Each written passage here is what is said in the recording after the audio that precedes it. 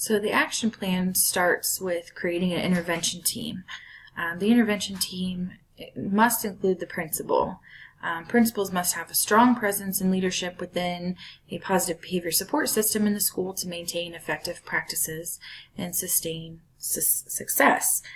Because principals are already in the cafeteria, they should really be the model teacher for other teachers and students in using consistent language and referencing the scripts. A general education teacher should be part of the intervention team, mostly for teacher buy-in and consistency. There's 4 critical components of the PBSS, and that's skill, accountability, consistency, and special situations. So if we teach the students the skill, we hold students and teachers accountable, and all staff must be consistent in implementing the PBSS procedures. Paraprofessional needs to be involved in the intervention team.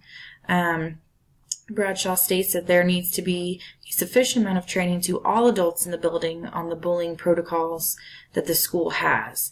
And I put this quote in there because with the long lines and the amount of students that are in the cafeteria at one time, bullying will exist. And so the paraprofessionals definitely need to know how to handle that and what the protocols are.